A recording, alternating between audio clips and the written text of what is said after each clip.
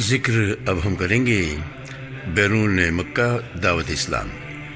رسول اللہ صلی اللہ علیہ وسلم طائف میں مہینہ شوال کا، نبوت کا 10واں سال، اور مئی کے آخر میں یا جون کے شروع میں اور 619 عیسوی میں نبی اکرم صلی اللہ علیہ وسلم طائف تشریف لے گئے۔ یہ مکہ سے 103 کلومیٹر سے زیادہ دور ہے۔ آپ صلی اللہ علیہ وسلم نے یہ مسافت آتے جاتے پیدل طے فرمائی تھی۔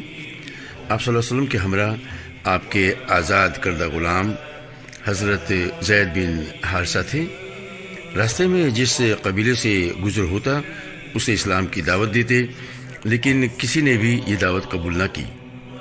جب طائف پہنچے تو قبیلہ ثقیف کے 3 سرداروں کے پاس تشریف لے گئے، جو آپس میں بھائی تھے اور جن کے نام یہ ہیں: عبد، یالیل، مسعود اور حبیب۔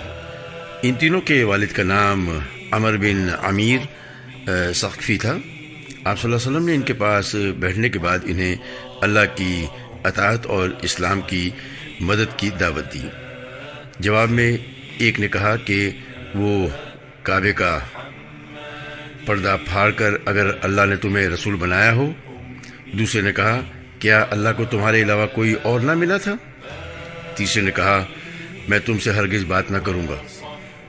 اگر تم واقعی پیغمبر ہو تو تمہاری بات رد کرنا میرے لیے انتہائی خطرناک ہے، اور اگر تم نے اللہ پر جھوٹ گھڑ رکھا ہے تو پھر مجھے تم سے یہ بات کرنی ہی نہیں چاہیے۔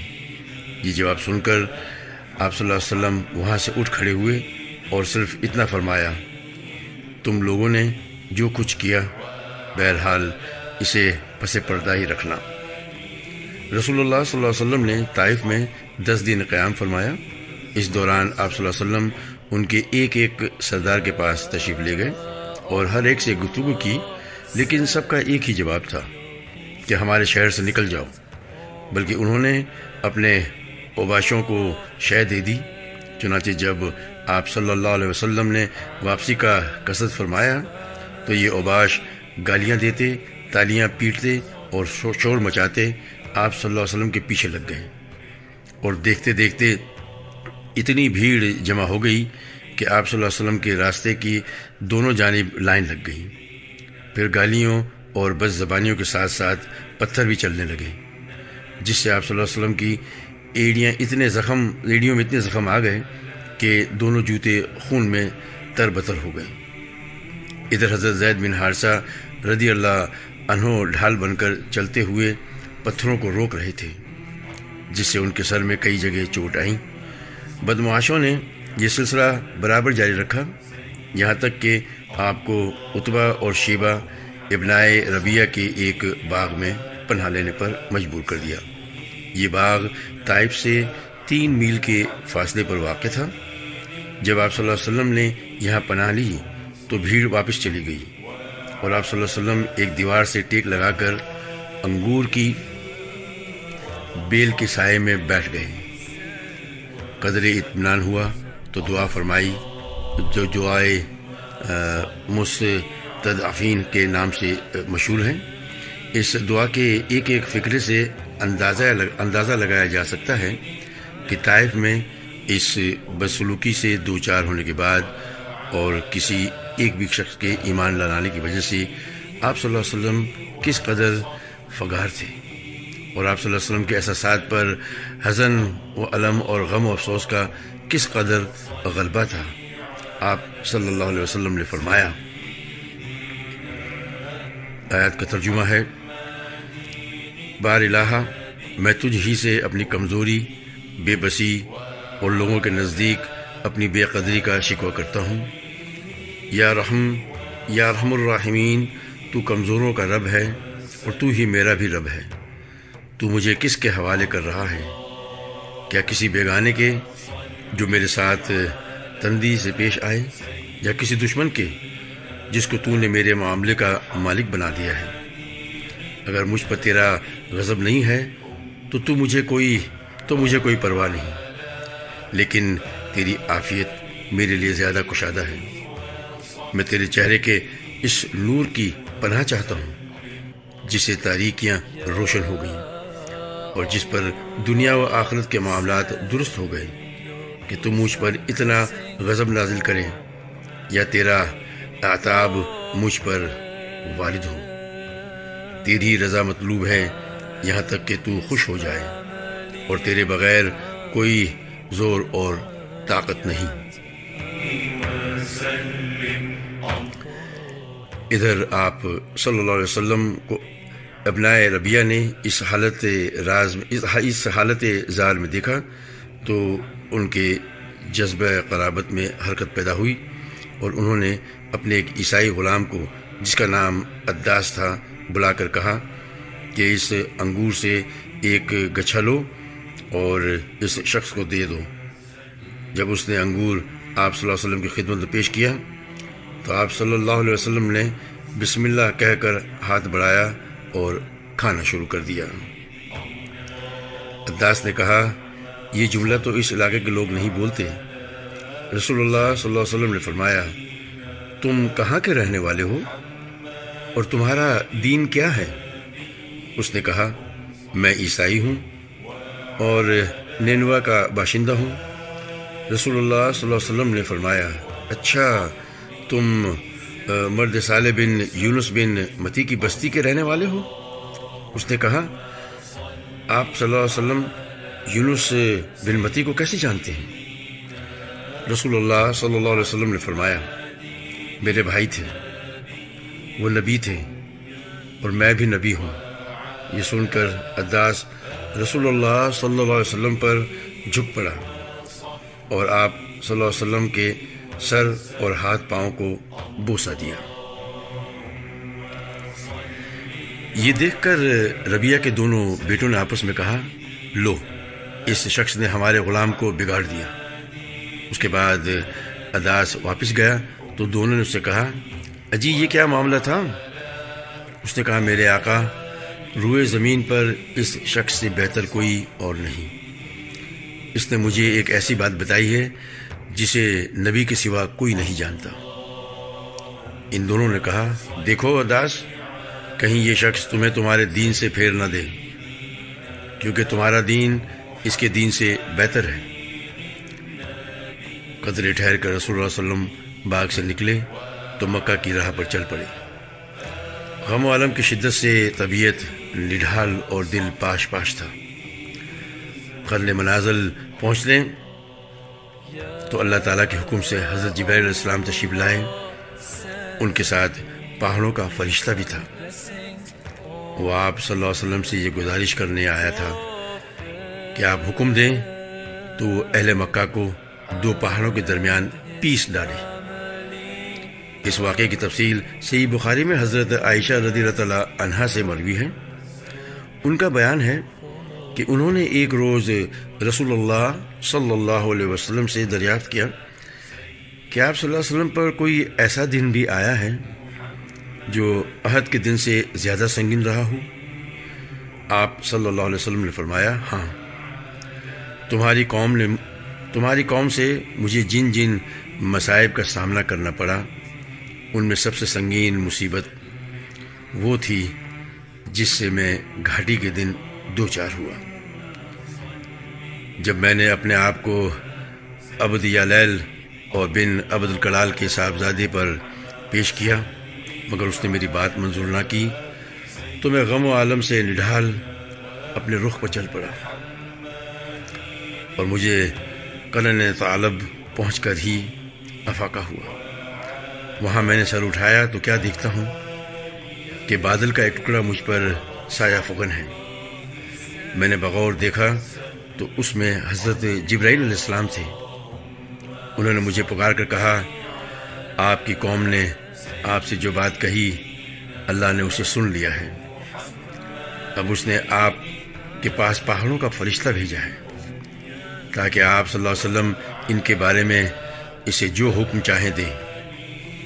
اس کے بعد پہاڑوں کے فرشتے نے مجھے آواز دی اور سلام کرنے کے بعد کہا، اے محمد صلی اللہ علیہ وسلم، بات یہی ہے، آپ جو چاہیں، اگر چاہیں کہ میں انہیں دو پہاڑوں کے درمیان کچل دوں تو ایسا ہی ہوگا؟ نبی اکرم صلی اللہ علیہ وسلم نے فرمایا نہیں، بلکہ مجھے امید ہے کہ اللہ عز و جل ان کی پشت سے ایسی نسل پیدا کرے گا جو صرف ایک اللہ کی عبادت کرے گی اور اس کے ساتھ کسی چیز کو شریک نہ ٹھہرائے گی۔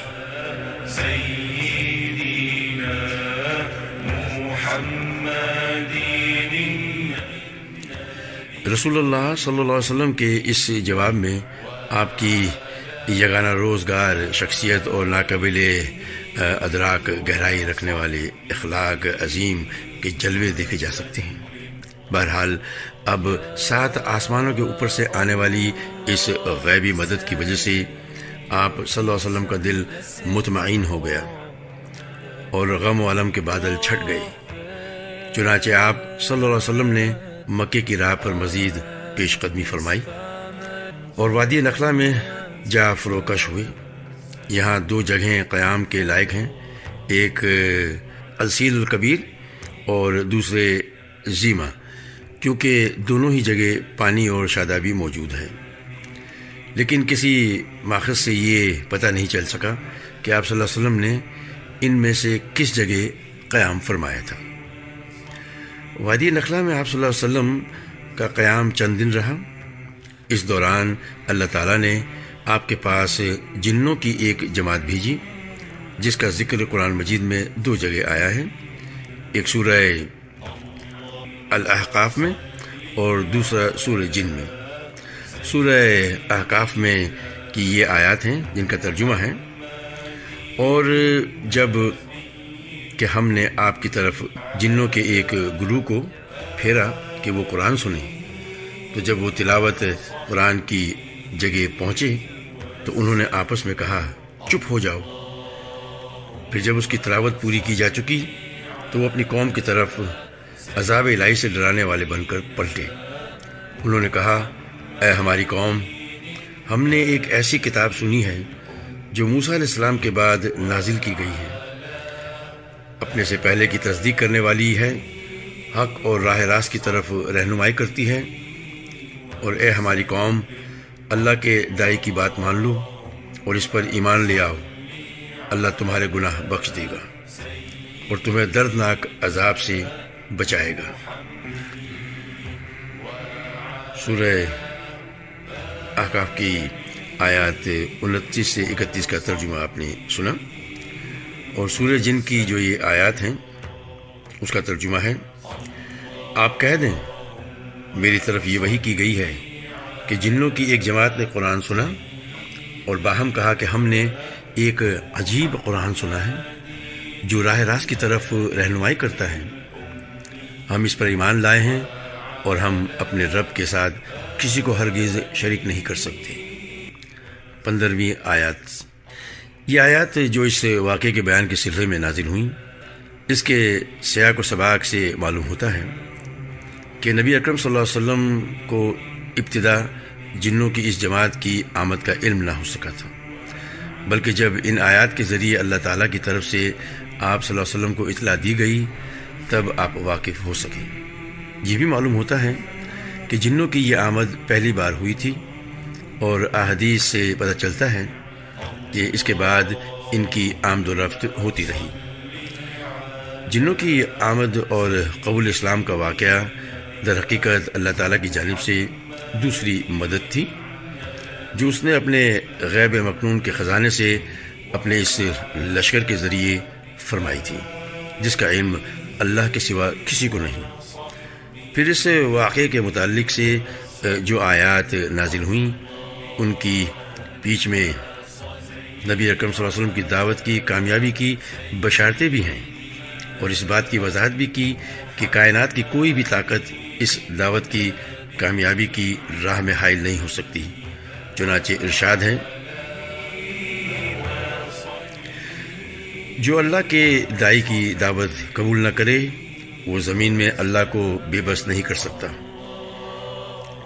اور اللہ کے سوا اس کا کوئی کارساز ہے بھی نہیں، اور ایسے لوگ کھلی ہوئی گمراہی میں ہیں۔ دوسری آیت کا ترجمہ ہے ہماری سمجھ میں آ گیا ہے کہ ہم اللہ کو زمین میں بے بس نہیں کر سکتے، اور نہ ہم بھاگ کر ہی اسے پکڑ کر عاجز کر سکتے ہیں۔ اس نصرت اور ان بشارتوں کے ساتھ غم و علم اور حزن و مایوسی کے وہ سارے بادل چھٹ گئے جو طائف سے نکلتے وقت گالیاں اور تالیاں سننے اور پتھر کھانے کی وجہ سے آپ صلی اللہ علیہ وسلم پر چھائے تھے۔ آپ نے عزم مصمم فرما لیا کہ اب مکہ پلٹنا ہے اور نئے سرے سے دعوت اسلام اور تبلیغ رسالت کے کام میں چستی اور گرم جوشی کے ساتھ لگ جانا ہے۔ یہی موقع تھا جب حضرت زید بن حارثہ نے آپ صلی اللہ علیہ وسلم سے عرض کی کہ آپ مکہ کیسے جائیں گے جبکہ وہاں کے باشندوں یعنی قریش نے آپ کو نکال دیا ہے؟ اور جواب میں آپ صلی اللہ علیہ وسلم نے فرمایا، اے زید، تم جو حالت دیکھ رہے ہو اللہ تعالیٰ اس سے کشادگی اور نجات کی کوئی راہ ضرور بنائے گا۔ اللہ یقیناً اپنے دین کی مدد کرے گا اور اپنے نبی کو غالب فرمائے گا۔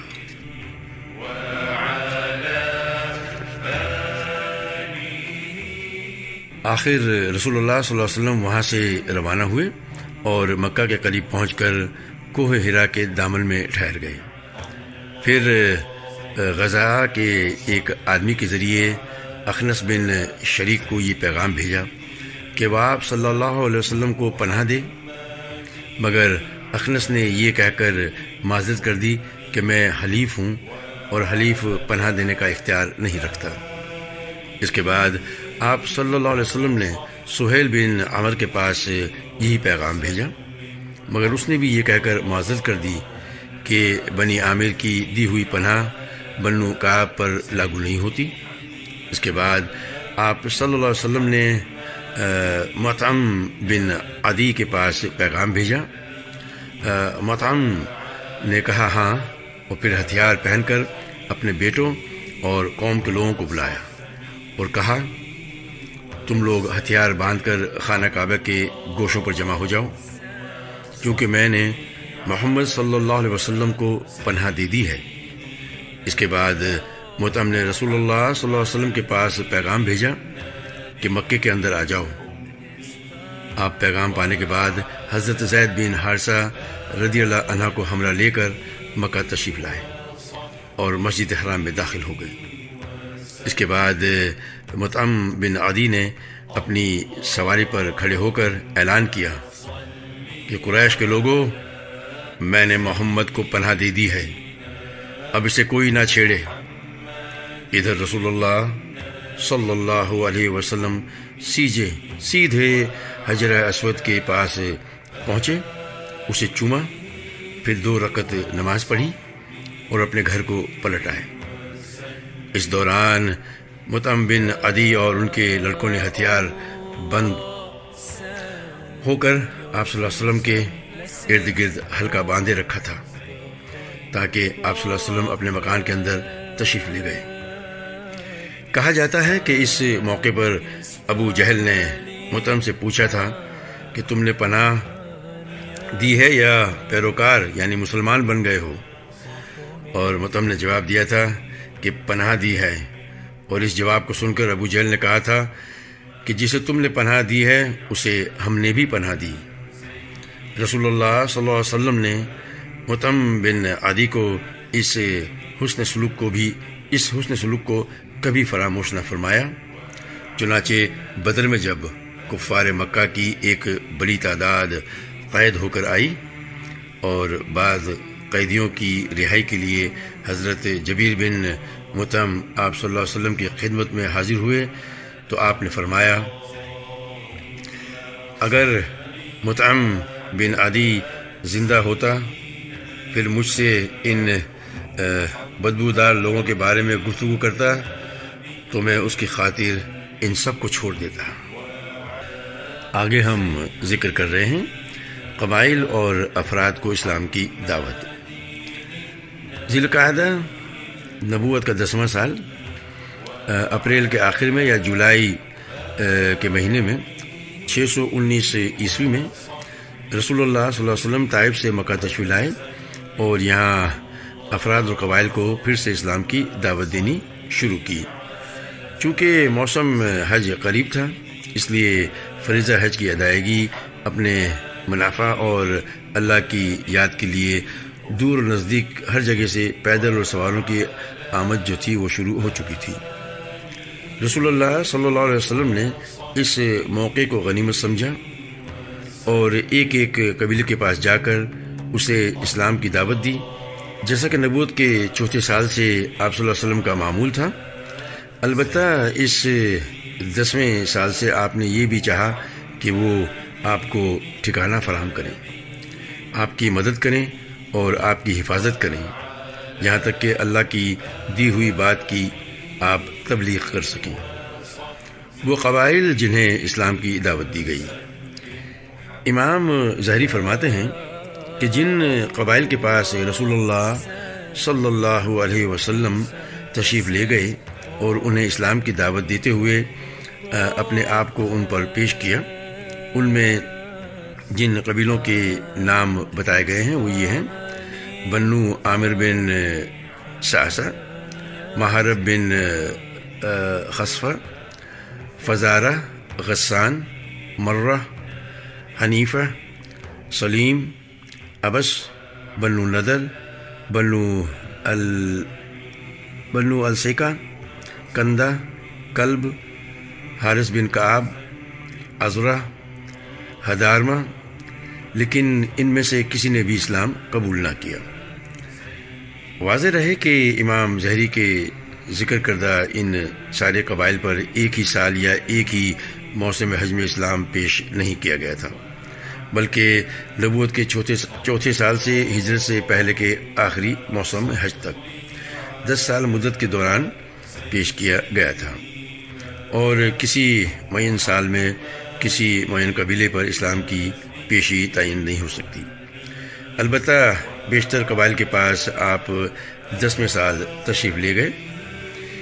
ابن اسحاق نے بعض قبائل پر اسلام کی پیشی اور ان کے جواب کی کیفیت بھی ذکر کی ہے۔ مختصر ان کا بیان جو ہے وہ ہم آپ کو سناتے ہیں۔ نمبر 1، بنو کلب۔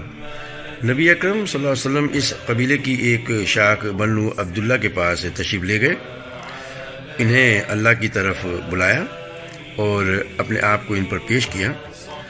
باتوں باتوں میں یہ بھی فرمایا کہ اے بنو عبداللہ، اللہ نے تمہارے جد اعلیٰ کا نام بہت اچھا رکھا تھا، لیکن اس قبیلے نے آپ کی دعوت قبول نہ کی۔ نمبر 2، بنو حنیفہ۔ آپ صلی اللہ علیہ وسلم نے ان کے ڈیرے پر تشریف لے گئے، آپ انہیں اللہ کی طرف بلایا اور اپنے آپ کو ان پر پیش کیا، لیکن ان کے جیسا برا جواب اہل عرب میں سے کسی نے بھی نہ دیا۔ نمبر 3، عامر بن سعسع۔ انہیں بھی آپ صلی اللہ علیہ وسلم نے اللہ کی طرف دعوت دی اور اپنے آپ کو ان پر پیش کیا، جو جواب میں ان کے ایک آدمی بحریہ بن فراس نے کہا: اللہ کی قسم، اگر میں قریش کے اس جوان کو لے لوں تو اس کے ذریعے پورے عرب کو کھا جاؤں گا۔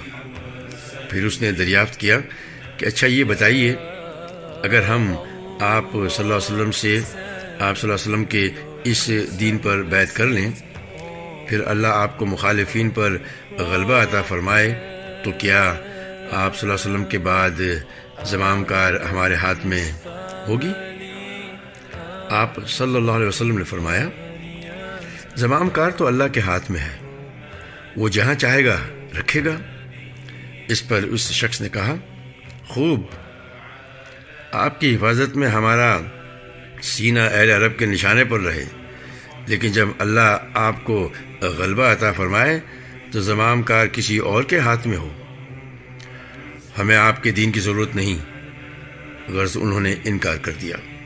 اس کے بعد جب قبیلہ بنو عامر اپنے علاقے میں واپس گیا تو اپنے ایک بوڑھے آدمی کو جو قبر سنی کے پاس حج میں شریک نہ ہو سکا تھا سارا ماجرا سنایا اور بتایا کہ ہمارے پاس قبیلہ قریش کے خاندان بنو عبد المطلب کا ایک جوان آیا تھا جس کا خیال تھا کہ وہ نبی ہے، اس نے ہمیں دعوت دی کہ ہم اس کی حفاظت کریں، اس کا ساتھ دیں اور اپنے علاقے میں لے آئیں۔ یہ سن کر اس بوڑھے نے دونوں ہاتھوں سے سر تھام لیا اور بولا، اے بنو عامر، کیا اب اس کی تلافی کی کوئی سبیل ہے؟ اور کیا اس از دست رفتہ کو ڈھونڈا جا سکتا ہے؟ اس ذات کی قسم جس کے ہاتھ میں فلاں کی جان ہے، کسی اسماعیلی نے کبھی اس نبوت کا جھوٹا دعویٰ نہیں کیا تھا، یہ یقیناً حق ہے۔ آخر تمہاری عقل کہاں چلی گئی تھی؟ ایمان کی شعائیں مکہ سے باہر۔ جس طرح رسول اللہ صلی اللہ علیہ وسلم نے قبائل اور وفود پر اسلام پیش کیا، اسی طرح افراد اور اشخاص جو ہیں وہ ان کو بھی جو ہے نا مطلب ہے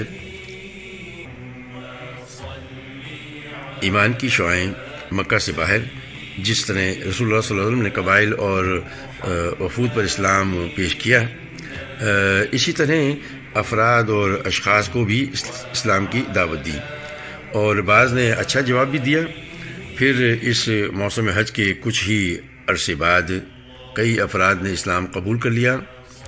ان کی مختصر رودات جو ہے وہ اب ہم پیش کر رہے ہیں۔ نمبر 1، سوید بن سامت، یہ شاعر تھے، گہری سوجھ بوجھ کے حامل اور یثرب کے باشندے۔ ان پختگی شعرگوئی اور شرف نسب کی وجہ سے ان کی قوم نے انہیں کامل کا خطاب دے رکھا تھا۔ یہ حج یا عمرہ کے لیے مکہ تشریف لائے۔ رسول اللہ صلی اللہ علیہ وسلم نے انہیں اسلام کی دعوت دی۔ کہنے لگے، غالباً آپ کے پاس جو کچھ ہے وہ ویسا ہی ہے جیسا میرے پاس ہے۔ رسول اللہ صلی اللہ علیہ وسلم نے فرمایا، تمہارے پاس کیا ہے؟ سوید نے کہا، حکمت لقمان۔ آپ صلی اللہ علیہ وسلم نے فرمایا، پیش کرو۔ انہوں نے پیش کیا۔ آپ صلی اللہ علیہ وسلم نے فرمایا، کلام یقیناً اچھا ہے، لیکن میرے پاس جو کچھ ہے وہ اس سے بھی اچھا ہے۔ وہ قرآن ہے جو اللہ تعالیٰ نے مجھ پر نازل کیا ہے، وہ ہدایت اور نور ہے۔ اس کے بعد رسول اللہ صلی اللہ علیہ وسلم نے انہیں قرآن پڑھ کر سنایا اور اسلام کی دعوت دی۔ انہوں نے اسلام قبول کر لیا۔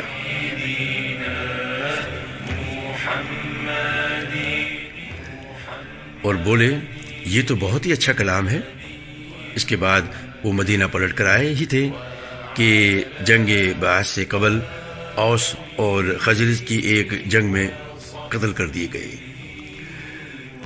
غلط یہ ہے کہ انہوں نے 11 نبی کے آغاز میں اسلام قبول کیا تھا۔ نمبر 2، ایاس بن معاذ، یہ بھی یثرب کے باشندے تھے اور نوخیز جوان۔ نبوت کے 11ویں سال میں جنگ بعث سے کچھ پہلے اوس کا ایک وفد خزرج کے خلاف قریش سے حلف و تعاون کی تلاش میں مکہ آیا تھا۔ آپ بھی اسی کے ہمراہ تشریف لائے تھے۔ اس وقت یثرب میں ان دونوں قبیلوں کے درمیان عداوت کی آگ بھڑک رہی تھی، اور اوس کی تعداد خزرج سے کم تھی۔ رسول اللہ صلی اللہ علیہ وسلم کو وفد کی آمد کا علم ہوا تو آپ صلی اللہ علیہ وسلم ان کے پاس تشریف لے گئے اور ان کے درمیان بیٹھ کر یوں خطاب فرمایا، آپ لوگ جس مقصد کے لیے تشریف لائے ہیں، کیا اس سے بہتر چیز قبول کر سکتے ہیں؟ ان سب نے کہا، وہ کیا چیز ہے؟ آپ صلی اللہ علیہ وسلم نے فرمایا، میں اللہ کا رسول ہوں۔ اللہ نے مجھے اپنے بندوں کے پاس اس بات کی دعوت دینے کے لیے بھیجا ہے کہ وہ اللہ کی عبادت کریں اور اس کے ساتھ کسی کو شریک نہ کریں۔ اللہ نے مجھ پر کتاب بھی اتاری ہے۔ پھر آپ صلی اللہ علیہ وسلم نے اسلام کا ذکر کیا اور قرآن کی تلاوت فرمائی۔ ایاس بن معاذ بولے، اے قوم، یہ اللہ کی قسم اس سے بہتر ہے جس کے لیے آپ لوگ یہاں تشریف لائے ہیں۔ لیکن وفد کے ایک رکن ابو الحسیر انس بن رافع نے ایک مٹھی چھری اٹھا کر ایاس کے منہ پر دے ماری اور بولا، یہ چھوڑو، میری عمر کی قسم، یہاں ہم اس کی بجائے دوسرے مقصد سے آئے ہیں۔ ایاس نے خاموشی اختیار کر لی اور رسول اللہ صلی اللہ علیہ وسلم بھی اٹھ گئے۔ وفد قریش کے ساتھ حلف و تعاون کے معاہدے کرنے میں کامیاب نہ ہو سکا اور یوں ہی ناکام مدینہ واپس ہو گیا، اور مدینہ پلٹنے کے تھوڑے ہی دن بعد ایاس انتقال کر گئے۔ وہ اپنی وفات کے وقت تحلیل و تکبیر اور حمد و تسبیح کر رہے تھے، اس لیے لوگوں کو یقین ہے کہ ان کی وفات اسلام پر ہوئی۔ ابو ذر غفاری یہ رسرب کی اطراف میں سقوط پذیر تھے۔ جب سوید بن سامت اور ایاس بن معاذ کے ذریعے یثرب میں رسول اللہ صلی اللہ علیہ وسلم کی بعثت کی خبر پہنچی تو غالباً یہ خبر ابو ذر کے کان سے بھی ٹکرائی اور یہی ان کے اسلام لانے کا سبب بنی۔ ان کے اسلام لانے کا واقعہ صحیح بخاری میں تفصیل سے مروی ہے، اور ابن عباس رضی اللہ عنہ کا بیان ہے کہ ابو ذر نے فرمایا، میں قبیلہ غفار کا ایک آدمی تھا، مجھے معلوم ہوا کہ مکے میں ایک آدمی نمودار ہوا ہے جو اپنے آپ کو نبی کہتا ہے۔ میں نے اپنے بھائی سے کہا، تم اس آدمی کے پاس جاؤ، اس سے بات کرو اور میرے پاس اس کی خبر لاؤ کہ وہ کیا ملاقات ہے اس کی۔ اور واپس آ گیا۔ پھر وہ میں نے پوچھا، کیا خبر لائے ہو؟ بولا، اللہ کی قسم، میں نے ایک ایسا آدمی دیکھا ہے جو بھلائی کا حکم دیتا ہے اور برائی سے روکتا ہے۔ میں نے کہا، تم نے تشفیع بخش خبر نہیں دی؟ آخر میں نے خود توشہ دان اور اپنا ڈنڈا جو تھا وہ اٹھایا اور مکے کے لیے چل پڑا۔ وہاں پہنچا لیکن آپ صلی اللہ علیہ وسلم کو پہچانتا نہ تھا اور یہ بھی گوارا نہ تھا کہ آپ کے متعلق کسی سے پوچھوں۔ چنانچہ میں نے زمزم کا پانی پیا اور مسجد حرام میں وہاں پڑا رہا۔ آخر میرے پاس سے حضرت علی رضی اللہ تعالیٰ عنہ کا گزر ہوا۔ کہنے لگے، آدمی اجنبی معلوم ہوتا ہے۔ میں نے کہا، جی ہاں۔ انہوں نے کہا، اچھا تو گھر چلو۔ میں ان کے ساتھ چل پڑا۔ نہ وہ مجھ سے کچھ پوچھ رہے تھے، نہ میں ان سے کچھ پوچھ رہا تھا، اور نہ انہیں کچھ بتا ہی رہا تھا۔ صبح ہوئی تو میں اس ارادے سے پھر مسجد حرام گیا، آپ صلی اللہ علیہ وسلم کے متعلق دریافت کروں، لیکن کوئی نہ تھا جو مجھے آپ کے متعلق کچھ بتاتا۔ آخر میرے پاس پھر حضرت علی رضی اللہ تعالیٰ عنہ گزرے۔ دیکھ کر بولے، اس آدمی کو ابھی اپنا ٹھکانہ معلوم نہ ہو سکا ہے۔ میں نے کہا، نہیں۔ انہوں نے کہا، اچھا تو میرے ساتھ چلو۔ اس کے بعد انہوں نے کہا، اچھا تمہارا معاملہ کیا ہے اور تم کیوں اس شہر میں آئے ہو؟ میں نے کہا، آپ رازداری سے کام لیں تو بتاؤں۔ انہوں نے کہا، ٹھیک ہے، میں ایسا ہی کروں گا۔ میں نے کہا، مجھے معلوم ہوا ہے کہ یہاں ایک آدمی نمودار ہوا ہے جو اپنے آپ کو اللہ کا نبی بناتا ہے۔ میں نے اپنے بھائی کو بھیجا کہ وہ بات کر کے آئے، یعنی معلومات لے کر آئے، مگر اس نے پلٹ کر کوئی خاص اطلاع جو ہے وہ مجھے نہیں دی، اس لیے میں نے سوچا کہ خود ہی ملاقات کر لوں۔ حضرت علی رضی اللہ تعالیٰ عنہ نے کہا، بھائی تم صحیح جگہ پہنچے، دیکھو میرا رخ انہی کی طرف ہے، جہاں میں گھسوں وہاں تم بھی گھس جانا، اور ہاں اگر میں کسی ایسے شخص کو دیکھوں جو تمہارے لیے خطرہ ہے تو دیوار کی طرف اس طرح جار ہوں گویا اپنا جوتا ٹھیک کر رہے ہو، لیکن تم راستہ چلتے رہنا۔ اس کے بعد حضرت علی رضی اللہ تعالیٰ عنہ روانہ ہوئے اور میں بھی ساتھ ساتھ چل پڑا، یہاں تک کہ وہ اندر داخل ہو گئے اور میں بھی ان کے ساتھ نبی صلی اللہ علیہ وسلم کے پاس جا داخل ہوا اور عرض پرواز ہوا کہ آپ صلی اللہ علیہ وسلم مجھ پر اسلام پیش کریں۔ آپ صلی اللہ علیہ وسلم نے اسلام پیش فرمایا اور میں وہیں مسلمان ہو گیا۔ اس کے بعد آپ صلی اللہ علیہ وسلم نے مجھ سے فرمایا، اے ابو ذر، اس معاملے کو پس پردہ رکھو اور اپنے علاقے میں واپس چلے جاؤ، جب ہمارے ظہور کی خبر ملے تو آ جانا۔ میں نے کہا، اس ذات کی قسم جس نے آپ صلی اللہ علیہ وسلم کو حق کے ساتھ مبعوث فرمایا ہے، میں تو ان کے درمیان بیاباک دہل اور اس کا اعلان کروں گا۔ اس کے بعد میں مسجد الحرام میں آیا، قریش موجود تھے۔ میں نے کہا، قریش کے لوگوں، اشہد ان لا الہ الا اللہ واشہد ان محمدا عبدہ ورسولہ، میں شہادت دیتا ہوں کہ اللہ کے سوا کوئی معبود نہیں، اور میں شہادت دیتا ہوں کہ محمد صلی اللہ علیہ وسلم اللہ کے بندے اور رسول ہیں۔ لوگوں نے کہا، اٹھو، اس بے دین کی خبر لو۔ لوگ اٹھ پڑے، مجھے اس قدر مارا کہ مر جاؤں، لیکن حضرت عباس رضی اللہ تعالیٰ عنہ نے مجھے آ بچایا۔ انہوں نے مجھے جھک کر دیکھا، پھر قریش کی طرف پلٹ کر بولے، تمہاری بربادی ہو، تم لوگ غفار کے ایک آدمی کو مارے دے رہے ہو، حالانکہ تمہاری تجارت گاہ اور گزرگاہ غفار ہی سے ہو کر جاتی ہے۔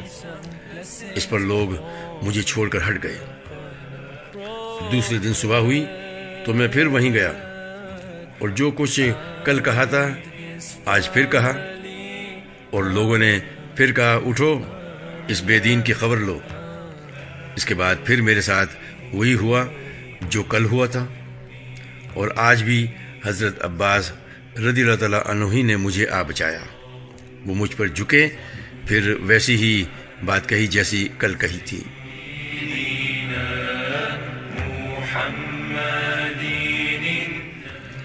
نمبر 4، طفیل بن عمر دوسی۔ یہ شریف انسان شاعر، سوجھ بوجھ کے مالک اور قبیلہ دوس کے سردار تھے۔ ان کے قبیلے کو بعض نواحی یمن میں امارت یا تقریباً امارت حاصل تھی۔ وہ نبوت کے 11ویں سال مکہ تشریف لائے تو وہاں پہنچنے سے پہلے ہی اہل مکہ نے ان کا استقبال کیا اور نہایت عزت و احترام سے پیش آئے۔ پھر ان سے عرض پرواز ہوئے کہ اے طفیل، آپ ہمارے شہر تشریف لائے ہیں، اور یہ شخص جو ہمارے درمیان ہے، اس نے ہمیں سخت پیچیدگی میں پھنسا رکھا ہے، ہماری جمعیت بکھیر دی ہے اور ہمارا شیرازہ جو ہے وہ منتشر کر دیا ہے۔ اس کی بات جادو کا اثر رکھتی ہے کہ آدمی اور اس کے باپ کے درمیان، اور آدمی اور اس کے بھائی کے درمیان، اور آدمی اور اس کی بیوی کے درمیان تفرقہ ڈال دیتی ہے۔ ہمیں ڈر لگتا ہے کہ جس افساد سے ہم دو چار ہیں، کہیں وہ آپ پر اور آپ کی قوم پر بھی نہ آن پڑے، لہٰذا آپ اس سے ہرگز گفتگو نہ کریں اور اس کی کوئی چیز نہ سنیں۔ حضرت طفیل رضی اللہ تعالیٰ عنہ کا ارشاد ہے کہ یہ لوگ مجھے برابر اسی طرح کی باتیں سمجھاتے رہے، یہاں تک کہ میں نے تہیہ کر لیا کہ نہ آپ کی کوئی چیز سنوں گا، نہ آپ سے بات چیت کروں گا۔ حتیٰ کہ جب میں صبح کو مسجد حرام گیا تو کان میں روئی ٹھونس رکھی تھی کہ مبادا آپ صلی اللہ علیہ وسلم کی کوئی بات میرے کان میں پڑ جائے، لیکن اللہ کو منظور تھا کہ آپ صلی اللہ علیہ وسلم کی بعض باتیں مجھے سنائی دیں۔ چنانچہ میں نے بڑا عمدہ کلام سنا۔ پھر میں نے اپنے جی میں کہا، ہائے مجھ پر میری ماں کی آہ و فغاں، میں تو واللہ ایک سوجھ بوجھ رکھنے والا شاعر آدمی ہوں، مجھ پر بھلا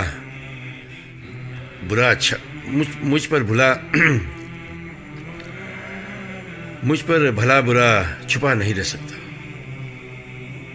پھر کیوں نہ میں اس شخص کی بات سنوں، اگر اچھی ہوئی تو قبول کر لوں گا، بری ہوئی تو چھوڑ دوں گا۔ یہ سوچ کر میں رک گیا، اور جب آپ صلی اللہ علیہ وسلم گھر پلٹے تو میں بھی پیچھے پیچھے ہو لیا۔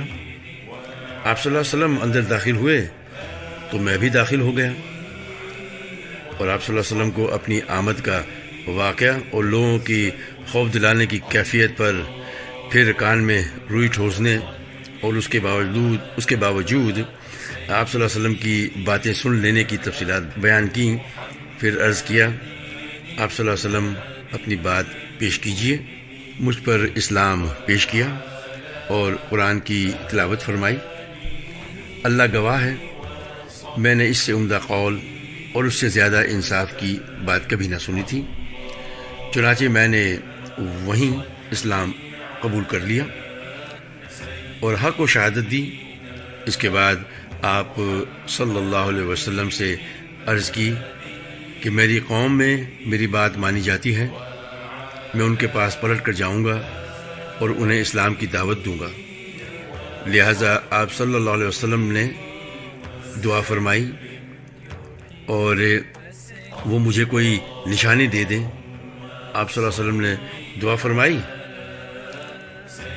حضرت طفیل رضی اللہ عنہ کو جو نشانی عطا ہوئی وہ یہ تھی کہ جب وہ اپنی قوم کے قریب پہنچے تو اللہ تعالیٰ نے ان کے چہرے پر چراغ جیسی روشنی پیدا کر دی۔ انہوں نے کہا، یا اللہ، چہرے کی بجائے کسی اور جگہ مجھے اندیشہ ہے کہ لوگ اسے مسئلہ کہیں گے۔ چنانچہ یہ روشنی ان کے ڈنڈے میں پلٹ گئی۔ پھر انہوں نے اپنے والد اور اپنی بیوی کو اسلام کی دعوت دی اور وہ دونوں مسلمان ہو گئے، لیکن قوم نے اسلام قبول کرنے میں تاخیر کی۔ مگر حضرت طفیل رضی اللہ تعالیٰ عنہ بھی مسلسل کوشاں رہے، حتیٰ کہ غزوہ خندق کے بعد جب انہوں نے ہجرت فرمائی تو ان کے ساتھ ان کی قوم کے 70 یا 80 خاندان تھے۔ حضرت طفیل رضی اللہ تعالیٰ عنہ نے اسلام میں بڑے اہم کارنامے انجام دے کر یمامہ کی جنگ میں جام شہادت نوش فرمائی۔ ان کا تفصیلی ذکر جو ہے ہم صحابہ کے درخشاں پہلو کے پروگرام میں کر چکے ہیں۔ نمبر 5، دماد ازدی، یہ یمن کے باشندے تھے اور قبیلہ ازد شنو کے ایک فرد تھے۔ جھاڑ پھونک کرنا اور آسیب اتارنا ان کا کام تھا۔ مکہ آئے تو وہاں کے احمقوں سے سنا کہ محمد صلی اللہ علیہ وسلم پاگل ہیں، نعوذ باللہ۔ سوچا کیوں نہ اس شخص کے پاس چلوں، ہو سکتا ہے اللہ میرے ہی ہاتھوں سے اسے شفا دے دے۔ چنانچہ آپ صلی اللہ علیہ وسلم سے ملاقات کی اور کہا، اے محمد، میں آسیب اتارنے کے لیے جھاڑ پھونک کیا کرتا ہوں، کیا آپ کو بھی اس کی ضرورت ہے؟ آپ نے جواب میں فرمایا، ترجمہ ہے، یقیناً ساری تعریف اللہ کے لیے ہے، ہم اسی کی تعریف کرتے ہیں اور اسی سے مدد چاہتے ہیں۔ جسے اللہ ہدایت دے دے اسے کوئی گمراہ نہیں کر سکتا، اور جسے اللہ بھٹکا دے اسے کوئی ہدایت نہیں دے سکتا۔ اور میں شہادت دیتا ہوں کہ اللہ کے سوا کوئی معبود نہیں، وہ تنہا ہے، اس کا کوئی شریک نہیں، اور میں شہادت دیتا ہوں کہ محمد صلی اللہ علیہ وسلم اس کے بندے اور رسول ہیں۔ اما بعد۔ دماد نے کہا ذرا اپنے یہ کلمات مجھے پھر سنا دیجیے۔ آپ صلی اللہ علیہ وسلم نے 3 بار دہرایا۔ اس کے بعد دماد نے کہا میں کہانوں، جادوگروں اور شاعروں کی بات سن چکا ہوں، لیکن میں نے آپ صلی اللہ علیہ وسلم کے اس جیسے کلمات کہیں نہیں سنے۔ یہ تو سمندر کی اتھاہ گہرائی کو پہنچے ہوئے ہیں۔ لائیے اپنا ہاتھ بڑھائیے، آپ صلی اللہ علیہ وسلم سے اسلام پر بیعت کروں گا۔ اور اس کے بعد انہوں نے بیعت کر لی۔